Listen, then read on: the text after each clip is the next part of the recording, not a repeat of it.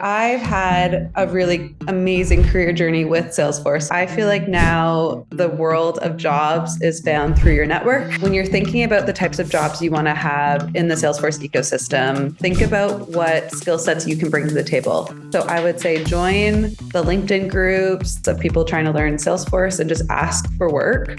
Welcome to Salesforce Radio, your destination for insights, news, and community connections within the dynamic Salesforce ecosystem. Amanda, welcome to the podcast. It's really a pleasure to have you. And kind of as we had talked about when we first met, wanted to have you here to just share a little bit of your journey into the world of Salesforce and, give us some insight of where people maybe who are finding themselves just getting into Salesforce or looking into moving forward with their career. Just some insight into that and see, how they can further themselves, but also hear what you think about what's going on in the ecosystem right now. I just got back from London. I was there for the App Exchange Live conference, which was really cool. Always great to meet with people from Salesforce in person, also customers. And there's definitely some exciting things. Obviously, the big thing this year is AI, as it was last year. And hopefully this year we're actually going to see where it takes us. But thanks so much for joining. Thank you so much. So I started my Salesforce journey about 10 years ago now, and I had just finished university. I had studied a business degree in Canada and wasn't really feeling the regular path of management consulting, accounting,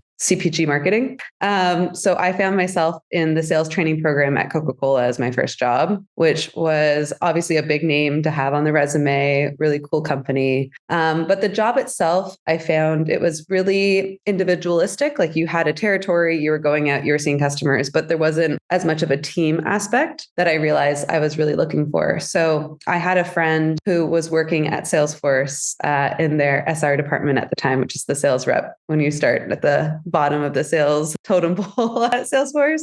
And he was like, you got to come over here. It's super fun. It's a great place to work. So he helped me interview and I ended up getting the job, which was great because it really started me on this amazing trajectory of getting into the tech ecosystem without potentially being a developer, but learning all these amazing skills to communicate with different types of companies and learning their needs. And so I really enjoyed the entire job. I really enjoyed everyone I got to work with. And that's what really started me on the Salesforce path. And before that, when you were looking for jobs, when you started with Coca-Cola, was tech something you were thinking about? Was it something you wanted to get into? If I'm being honest, I don't know if I necessarily had a really clear direction. I was never someone that was like, I'm going to be a doctor, I'm going to be an accountant. Like I never felt that way. I feel like I was always kind of entrepreneurial in a sense. Like I always had lots of good ideas, but I didn't necessarily want to or care to execute on anyone in any full way. But sales was really fun for me because I really enjoyed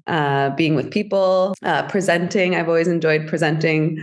And I also just enjoyed trying to solve a problem for an organization. And the extent of my techness was probably an HTML, page when I was a kid. That was more of a creative side of things as opposed to actual coding. So this was a really good starting point into a career that would lead to a lot of value over the long term. So I'm really appreciative that my friend kind of brought me in the door here to see how we could leverage tech in the business sense. Yeah, it's like, I say this often, but Salesforce for some people is like the brand that they carry with them, whether they work for Salesforce or not, or work in the ecosystem. But for so many other people, like, my family, for example, and my friends that have nothing to do with the tech world, don't know anything about Salesforce. It's always funny to me that they've interacted with Salesforce across many different brands without ever knowing it. And the kind of face of Salesforce being, it's like Salesforce has this very big presence in the tech world and in the industry, but oftentimes the people, who are actually interfacing with Salesforce, they never know it because their data is being stored there because that was the decision made by the company that they're working with, whether it's,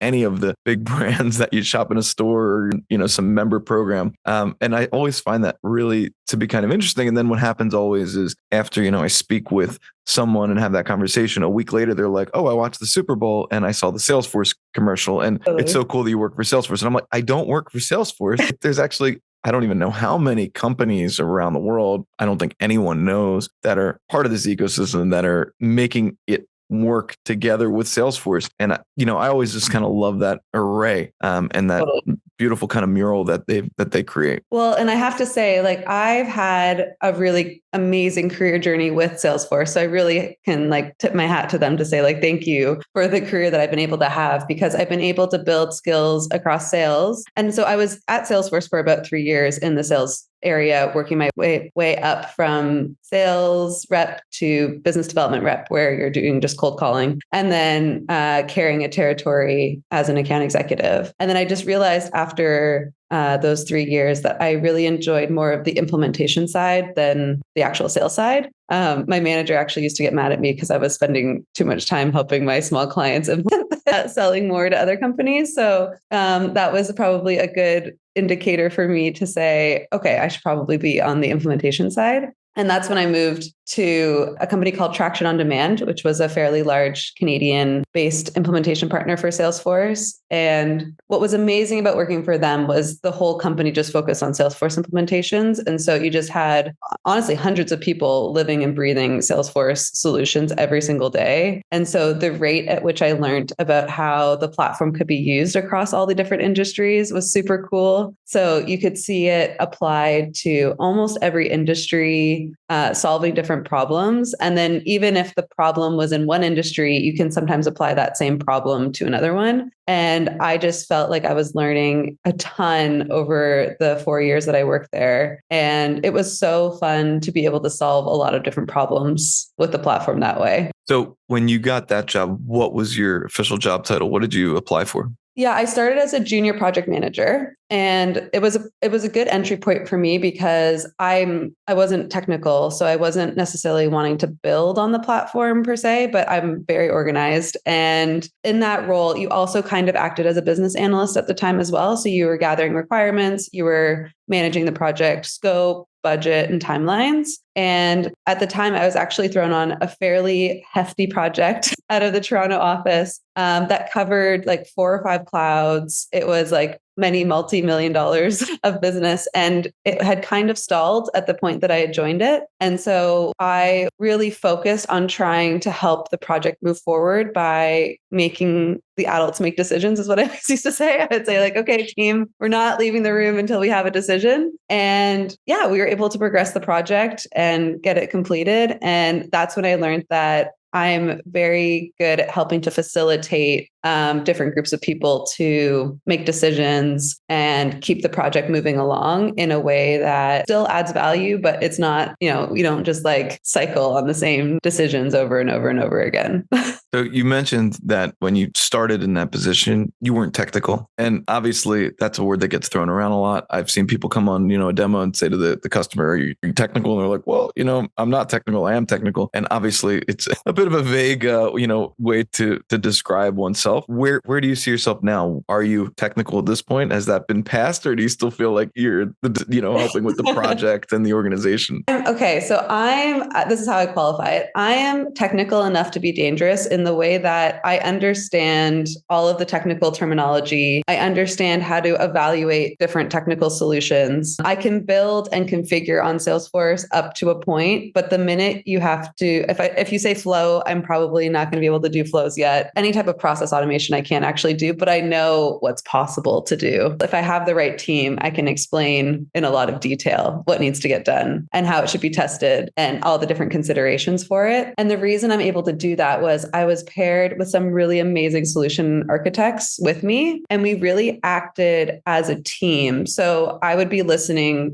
I would be the one that's in charge of the requirements and they would be in charge of the solution. And what that pairing does is allow me basically to understand okay, for these types of requirements, this is an ideal solution and how it should be solved. And sometimes on bigger, more complex projects, you're evaluating a couple different decisions around those requirements. And so then you're able to say okay, in this scenario, we could have done it this way, but the reason we didn't was X, Y, and Z. So I felt like I learned a ton being paired with some really amazing solution architects, and that I was basically able to upgrade my technical knowledge through that partnership. So before we go any further, because I want to hear a little bit about, what interests you today. What is your current position? What are you doing? And tell us a little bit about the type of projects that I guess you work on now and what you're doing in the ecosystem. Yeah. So I'm the owner of Amanda Perkins Consulting Inc. And right now really focus, I am mostly a subcontractor to other Salesforce SI partners and or sometimes just strategy consultants. So I've kind of bridged the gap between the business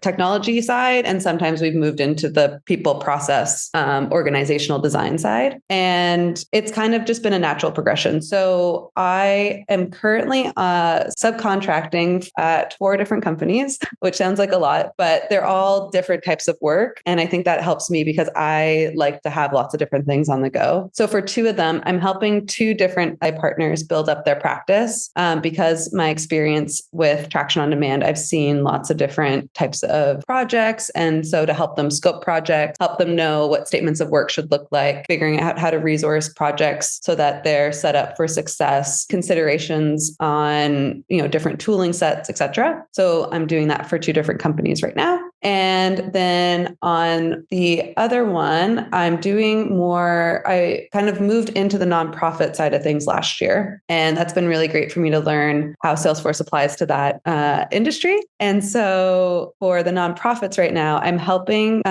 oversee is probably the incorrect word, but they have an implementation partner and I'm the bridge kind of between the business and the technical partner so that I can help facilitate decisions and help kind of move that process along for the bigger projects. So I kind of have like lots of different hats on right now, which is my favorite type of work. And it's allowed me to kind of work remotely, which has been a huge additional life upgrade for me. And so, yeah, it's been working out quite well over the last few years. That's really cool to hear. So it sounds like there's 2 kind of roles that you're playing. One is sort of in this business development role for these SI partners. And the other is, in the kind of consultant role, or at least the go-between between partners and the actual clients themselves. And it's interesting what you say about nonprofits, because as someone who has, helped a lot of nonprofits use Titan as a solution for Salesforce, I've seen that the word nonprofit really is about as vague as you could get for the nonprofit space, right? Because a nonprofit could be a very small,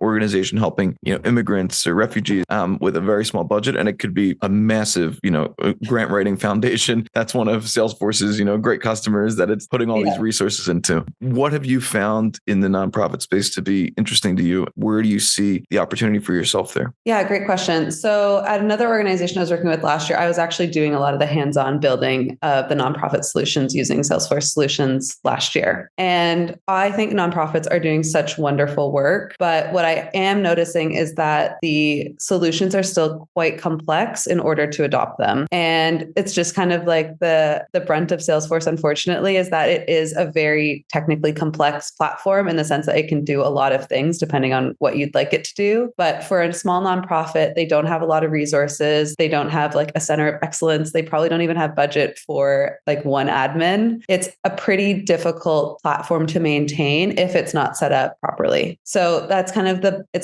it's an interesting balance that I'm trying to always manage with the nonprofits to say, okay, looking at like what resourcing you have, what solution is actually going to be something that you're going to be able to adopt and use and is going to be valuable, as opposed to being like, here's all the bells and whistles Salesforce has to offer for you. 1, it's probably too expensive. And 2, it's not going to be adopted because they don't have the time and they're like very overwhelmed to manage it. So where's that like lower middle ground where you can say like, okay, you're getting out of Excel, like we're out of Excel now. That's really like the step that we're at. And now you have like everything at least in one place, but everything in one place is still very basic. And then, so there's some considerations there in the future, I'd say, for Salesforce to say, how do we just make this easier and just say like, these are the best practices, use it this way. And it's more of a tightly combined package for nonprofits, especially the small ones. Yeah. And I think from what I've seen, there's a huge difference in the industry between nonprofits who maybe implemented in the last, let's say 2-3 years, and nonprofits who have now been on Salesforce for a long time. And were kind of, they kind of came into Salesforce because there was this great offering for nonprofits. Hey, we could have an enterprise solution for pretty much for free. And then over the years, they realized we do need to invest in this. Then they invested a little bit here, a little bit there, had an admin, had a volunteer admin. People did all sorts of crazy things in there. And now a lot of times there's technical debt. They have to figure out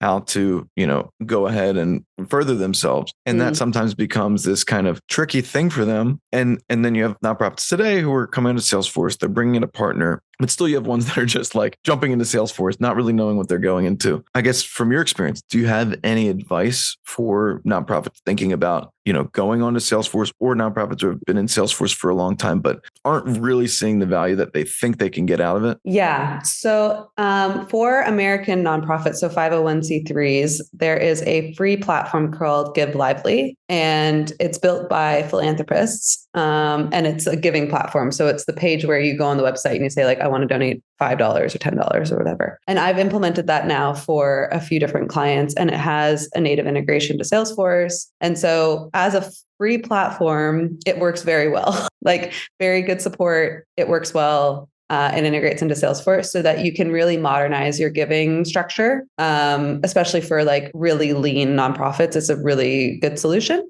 To be honest, I have not yet seen Nonprofit Cloud. So I know that that's been a big transition in the space. I have been implementing a combination of the Nonprofit Success Pack with it's called Project Management module. So it's two different packages. And those two together, I would say, have been a fabulous combination to manage the development side of the house and the program side of the house. The data structure makes sense. Everyone seems to like generally get it. It gives them the reporting they need. They're able to connect like where the money's coming in and the money's going out and the reporting side there. And so I've done that probably like 4 or 5 times over now, and it works. So I like that structure. With Nonprofit Cloud, I know that it's a bit of a different data structure, and it also does work a little bit differently with Give Lively. But for a little time there, I think that like trifecta of Give Lively, Nonprofit Success Pack, and the project management model, if set up like at least in a basic way for the nonprofit, is a very good starting point for them to manage their whole operations. Yeah, I now that you're saying that, I've actually seen that a lot, because a lot of times I'll kind of see people when they're coming to that next stage where they've had,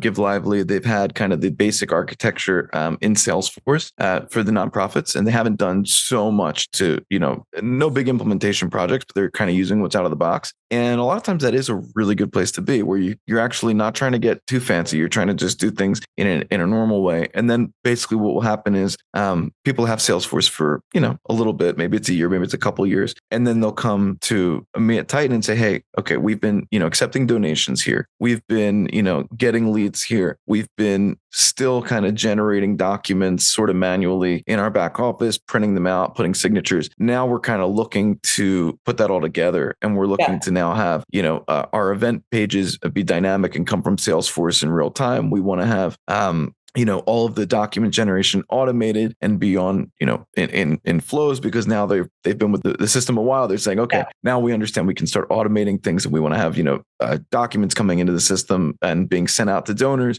because that's a huge thing also. And also the donor recognition is really huge, and a huge part of any nonprofit, because that's how they're running. So how do we make that experience good? And then sometimes they'll also come and say, hey, listen, we want to have some sort of, user zone where they can come in, they can log in, they can see their information, and Experience Cloud isn't always the right solution for them. So they look to us and say, hey, maybe we can make some sort of, gated form interface where we can come in, maybe update information, interact with us. I was just speaking with someone yesterday. They want to do like really simple booking spaces, for their community center.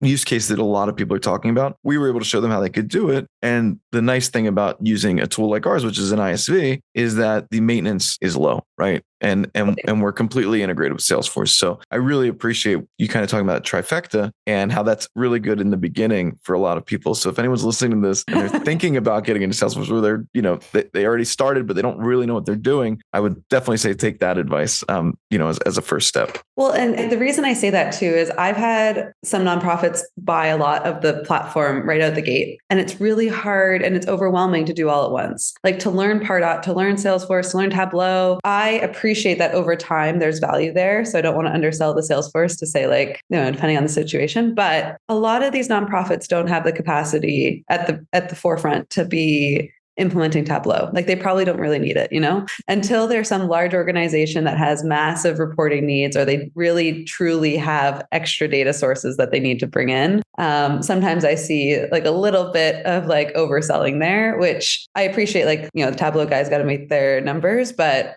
for the best interests of the nonprofit, I really think they should start small and grow into the platform. Yeah, I think that makes a lot of sense. And I've seen, those kind of the situations where they don't really know what they're using and why they're using it. And where things really work well is when they kind of start small and they see, hey, this is how we like to use Salesforce. This is where we see value in it. Then you can add those pieces in, as time goes on. So that's really interesting. And what are some of the other industries you've worked in that you found interesting and found that really gained a lot of value from Salesforce? Interesting question. One of my favorite projects was a U.S.-based immigration law firm, and we set up all of the steps.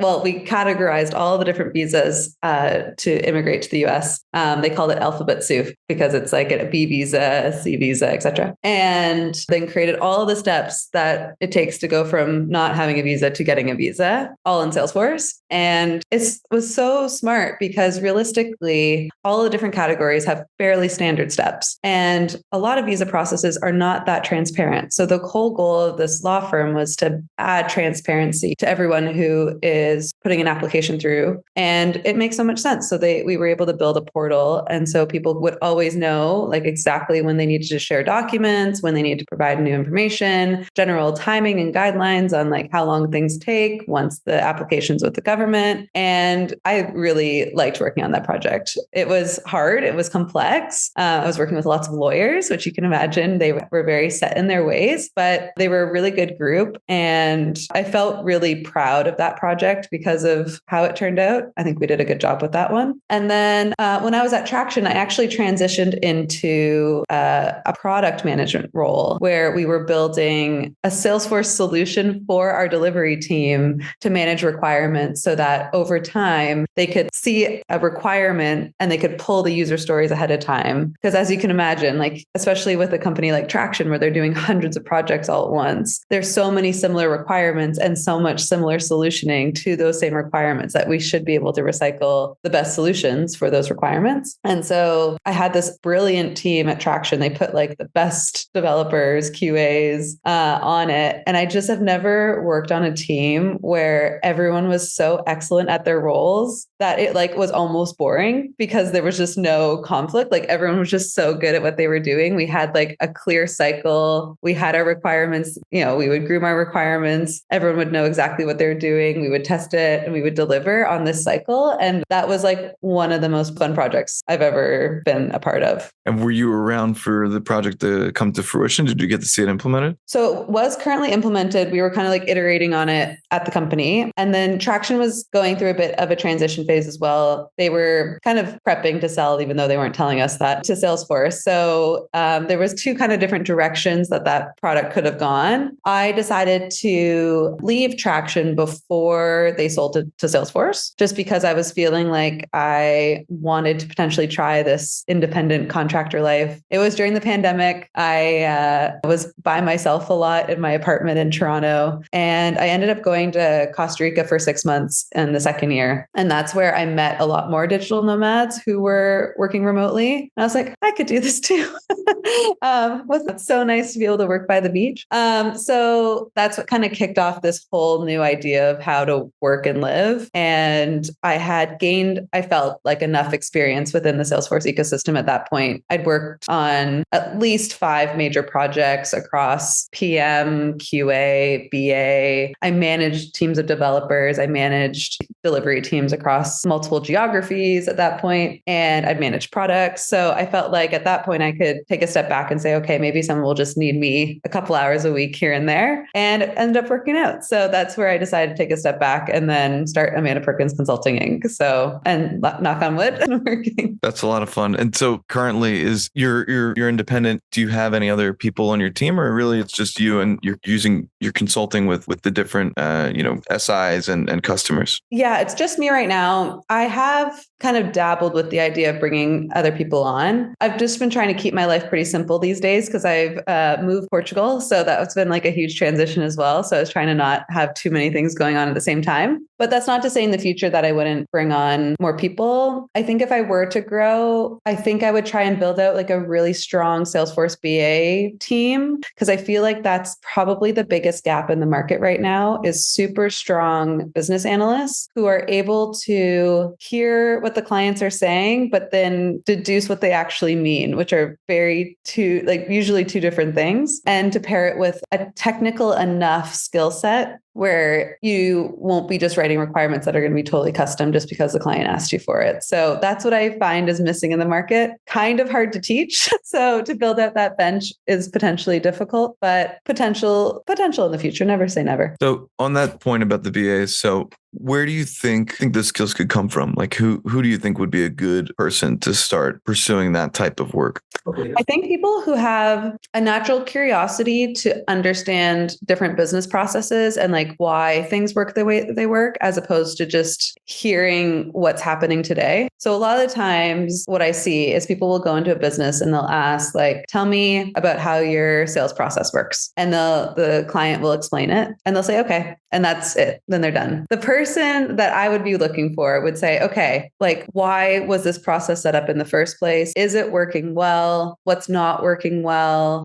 Who's involved in changing processes? Have you tried different things in the past that have worked well or not worked well? And why did they work well or not work well? Are you hitting your goals? Are you not hitting your goals? Like, is it working to make money, or like, are people hitting their quotas? So to take that like next level of understanding the business processes will completely change usually the solutions that are required for the business to operate, as opposed to just like staying at that step one. And then there is an element of critical thinking skills where you say, okay, they said this, but I think what they actually mean was this. And that I think comes from experience, because you've started to talk to like so many different businesses. You've seen the same things happen usually over and over again at a lot of different organizations, because yes, there are some special snowflakes, but generally problems that organizations face are not that unique. But yeah, it's just a combination of those two skill sets that I think make for a really strong BA. Okay, so we've got the business analysts. They're in there. They're looking at the requirements. They're understanding what happened, what needs to happen, what might not have happened. What's the next step? Where do they take those requirements to? And then how do you, as a consultant, see that there's going to be a really good implementation after that? Good point. So there's two next steps, and it's actually kind of happens in parallel. The first is you're going to the stakeholders and you're ensuring that what you heard is correct and that you're on the same page. And a lot of that is just repeating what you've heard like over and over and over again. Because yes, as consultants, we live and breathe Salesforce. We live and breathe requirements. Like this is the structures in which we are normal. For the clients, they're not normal. This is all very new. Like they're not used to doing projects like this. So you have to be patient with clients and you do have to repeat yourself, and that should be expected. So you're confirming with stakeholders and you're kind of driving them down any decisions that they need to make in order for the solution to be a balance of meeting their requirements, but not a ton of technical debt. And that's the fine line that I always play, because yes, of course, the client wants all their requirements met, but if it means significant tech debt or complicated solutions that they're going to have to manage over time, it's not what they want either, really. It's like I can envision their future selves and they're like, this isn't actually what I signed up for. So you have to balance the requirements with your peer, your solution architect who is solutioning, who's saying, okay, for these requirements, straightforward, solution makes sense. Like there's usually like 10 to 20% that's hard on any project. So you say, okay, we're going to have to do like a bit of a negotiation with this 10 or 20%. And that's where you align on some sort of balance. Sometimes it is super custom and that's the way it has to be, but you have to make sure that everyone is on the same page, that it's going to be super custom and what that means for the organization to support it long term. So the other element of the BA is like almost that like change management hat to say, okay, right now you don't have an IT department. Like you're going to need one to manage this afterwards. So are you willing to invest in that? Or do you want to go less custom so that you don't necessarily need that like super skilled resource to manage it over time? Yeah, this brings up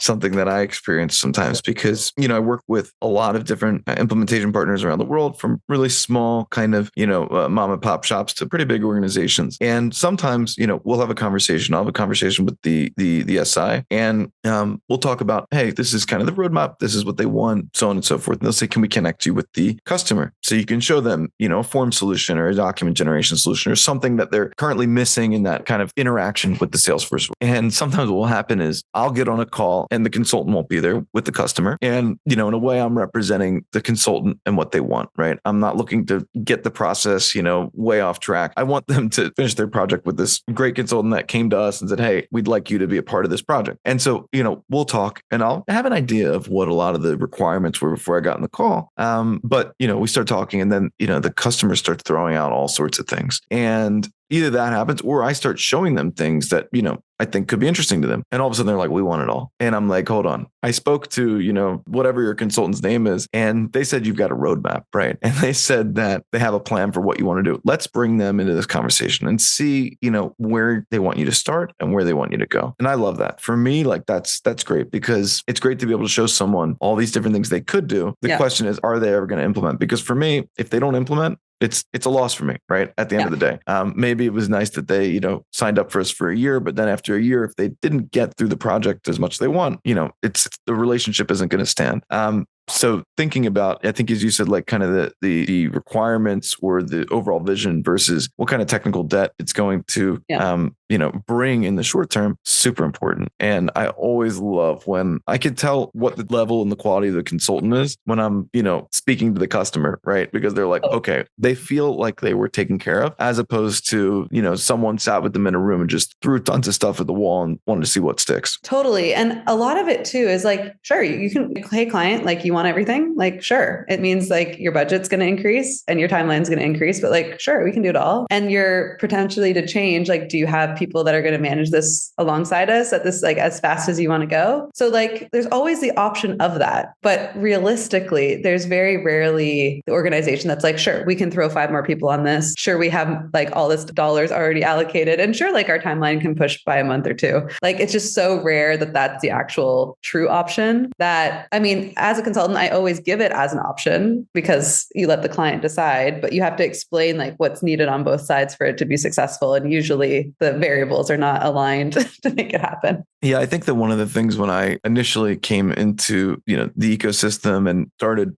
selling some of these solutions to Salesforce customers, one of the things that was always a little bit funny to me was seeing always, especially with big companies, the urgency which they have for a solution, and then seeing how those implementations can take forever. Like literally, it can be so long. But people will come and say, we need this for the end of the quarter, or we need this for, next month. And I'm ready to go. Like I've got my team on Slack. They're ready. We're going to start spinning up POCs. We're going to start going through requirements and everything like that. And then, the client just disappears. And then what happens? Well, we've changed priorities. And it's sometimes hard for me because I just see so much wasted manpower, right? And just people who were working on a project who did all of this, discovery, gone through all these different vendor evaluations. And then all of a sudden they get kind of, sidetracked by the business to say, okay, not so important anymore. We're going to push this to Q2 of next year, whatever it is. How do you deal with that? Like how set your expectations as a consultant for the fact that things do change and, the project could completely get derailed at any moment. How do you set expectations? Yeah, it's a really good point. And this happens all the time. So this is not unique. It actually just recently happened to me on a recent project where I was meant to help with a whole new ticketing kind of strategy for them to manage all of their help desk tickets. And they had meant to like consolidate systems by the time I started, and the team was going to be consolidated. But as I continued to work on the project, like the systems were not consolidated,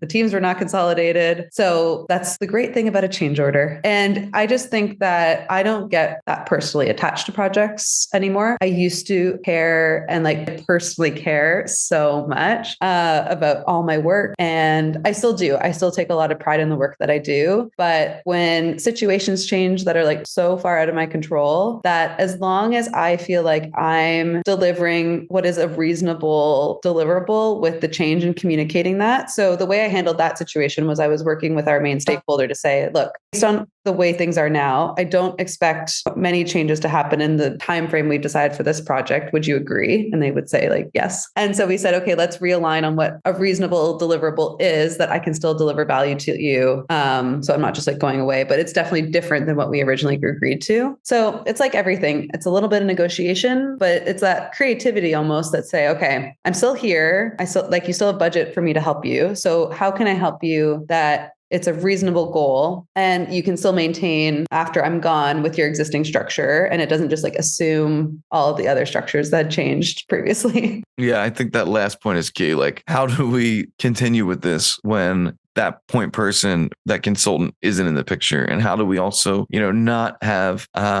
just full reliance on that person who came in to implement the solution? And one thing that I always, I do find interesting is that, I kind of expected when starting to deal with implementation partners that the basic model was, hey, we want you, to be our customer and we want to support you on a long-term basis. You do see that, but you also see a lot of different partners and projects having kind of a start and an end date. Yeah. And typically when I see a good project, it involves, especially with bigger implementation partners, which I know you've been involved in the past. The plan has in it, built into it, the ability to help these customers gain independence, right? Whether it's, maybe there's a hypercare, whatever it is, but there's going to be a way out of this for the customer. And I always thought that was, kind of cool and pretty interesting, right? Like just as someone who came into this without knowing so much about the Salesforce ecosystem, I would have thought, hey, the partners want to be in this for the long run, right? They want to be with this customer for as long as they can, but that's not what I always see. So I like that. I think that's an important part of a good project. Yeah. I mean, to be fair to the partners, the reason they're not always like that is especially resourcing projects is really difficult when you have smaller teams. So let's say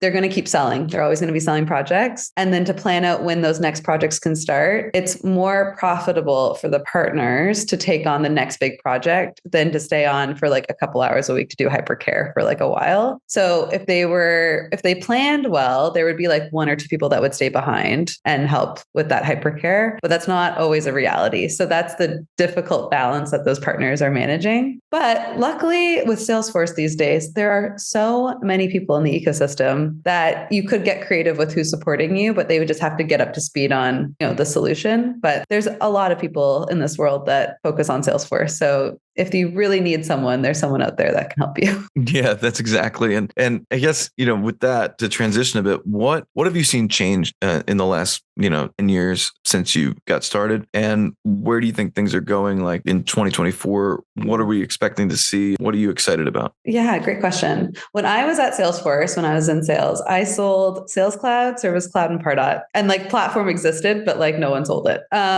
So that was my world. And now you can appreciate there's many more clouds, there's industry verticals, there's specific solutions, there's way more ISV partners than ever existed. I am excited about actually ISVs like Titan, who have solutions that are not necessarily always easy to implement, but a lot more easy to implement than the past. So like we're definitely innovating in a way where non-technical business users can implement really cool solutions for their business side. Salesforce is really, it seems like a bit of an inflection point where they've gotten very big, right? So I think it's best to focus as a partner around a industry or a niche where, at least at the beginning, that you can like kind of drive your journey, as opposed to trying to be something for everyone, because it becomes really difficult to understand all the different solutions out there for every single industry. Like it's nearly impossible. And yeah, we're going to see what this AI stuff is all about. But my presumption right now is we're still at a point where organizations' data is so messy that AI is not going to be that helpful. So Salesforce is like the right company to be talking about AI, I think, because they would be the backbone of it. However, we're still at a place where we're like cleaning up the data. So that's what I'm seeing right now. Like, I think AI is like a cool, buzzy word, but until I truly see an organization have like clean enough data to make any sense of AI for the robots to figure out, then we'll see how that goes. Yeah. I feel the same way, and obviously haven't really seen it in action yet, but we have seen it thrown around a lot. I'm excited. I'm excited to see like what people are going to be able to do with it. As I said, I was in London on Thursday at this App Exchange Live event, which was a really great event put on by Salesforce. And what was fun about it, a little bit different also, is that they basically didn't invite any implementation partners. There were only a couple there, and we had reached out to some of our connections in the UK, and we're like, hey, you come to the event? They're like, we didn't exactly get invited. So it was a cool opportunity to kind of match the customers with the ISVs. And yeah, people are talking about AI. People are saying, hey, we're supposed to be getting these new AI capabilities very soon in our org. We've been told, but it's just, what's it going to be like? I don't exactly know. And it was, were you at Dreamforce this year? I wasn't at Dreamforce this year. I was at Dreamforce last year. So I guess two years ago. So I also wasn't, but I did listen to some of the keynotes and things like that. And I mean, the kind of the data cloud and the extra, layer of security and all that stuff, the trust layer, that's what it's called. The trust layer was a big discussion there. And I'm excited to see, what it's going to be like. Totally. And I think on their latest earnings call, they said AI like 47 times or something. So it is definitely a focus for the company. As long as they don't kill Slack, I'll be happy. I love Slack. I know they're not profiting off of it right now, but I love Slack. So they got to just keep it as a loss leader. Totally. Yeah. Slack is really great. And one of the cool things that we've been doing with Slack in the last, I'd say 2-3 years, is that's the way we communicate with like our partners. It's just so great. Like we have channels for our partners where we just, are giving them like basically most of our team for support. And it's so fast, so much better than emailing or opening cases. And that's one of the things we love about, Slack is just the way you can talk to external, parties. And, even without using so many of that, I know there's so much you can do with Slack these days. And I'm not even doing that much with it just for communication. I think it's a great tool. And have you seen any good implementations of like using Slack with Salesforce? Yeah, actually at Traction, we had a pretty amazing implementation with Slack and Salesforce. So there was like a wins channel. So anytime a deal closed, there was like a celebratory channel, which is always good for morale, obviously on the sales side. We could also look up Salesforce records in Slack. So if you needed to find like a customer information or a project status, because we also tracked all of our projects, you could like just do a quick / command to find it as opposed to like having to go back into Salesforce. I think a lot of just like general file sharing that Slack does natively is amazing. And my favorite app recently is Loom. It's a Chrome extension, the video Chrome extension. With Slack and Loom, I do like 80% of my job, which is unbelievable because I'm in Portugal, but none of my team is. So my team members are either in India or other places in Europe or North America. And so we're operating on different time zones. We are working asynchronously a lot of the time. And so using Slack and Loom and then what other like requirements, Jira, to talk through different problems, I feel like it's made my world super easy and amazing to work in. Yeah, I really appreciate that. And yeah, a good tech stack these days is definitely super important. And yeah, I think at one point did like last year, kind of an inventory of all the different things I was using. And I realized like I could cut so much out, right? And just stick with the basics, with Salesforce at the center. And really has been helpful for me. So I guess, before we kind of wrap up this conversation, any advice that you have for people listening to this that maybe are thinking of, hey, I like this space. I like Salesforce, or I want to get into Salesforce, but I want to find kind of my niche within this place. What would you say is the best way to do that? Yeah, great question. I think there's a lot of amazing groups to join because I feel like now the world of jobs is found through your network. I think you can still apply to jobs, but it's really difficult. So I would say join the LinkedIn groups. That sometimes there's even Facebook groups of people trying to learn Salesforce and just ask for work. I do think too that just having admin is like pretty much the bare minimum now. So when you're thinking about the types of jobs you want to have in the Salesforce ecosystem, think about what skill sets you can bring to the table. So if you're like super organized, really good communicator, maybe you come in as a PM. And I know in this world of Salesforce, like there's so many different PM openings because they're in high demand for all the projects that are still going on. If you are really detail oriented and you like to learn about the platform, but you don't necessarily want to be building, testers like QA analysts are usually needed as well. So think about some of the side non-technical jobs about entering the Salesforce ecosystem because they're usually still very in demand. And then from a BA standpoint, I would say take your past experience in whatever other industry that you've worked in and start to use that potentially as your starting point so that you're coming in with an opinion on some of the challenges that industry is facing as opposed to coming in green. And I think that will help set you up for success around understanding the requirements and having kind of an opinion around how things should be done. Awesome. Well, thank you so much for your time. It's been a pleasure. Really appreciate you coming on and speaking to us today. And looking forward to hopefully another conversation in the future where we can maybe see how some of these developments in the ecosystem have progressed. Totally. Thank you so much for having me, Ben. It's been a pleasure. Thanks, Amanda. Thank you for tuning in to this episode of Salesforce Radio. Don't forget to subscribe for more exciting discussions, expert tips, and exclusive interviews with industry leaders. Stay connected with Titan, plus the power of the planet's leading CRM. See you next time.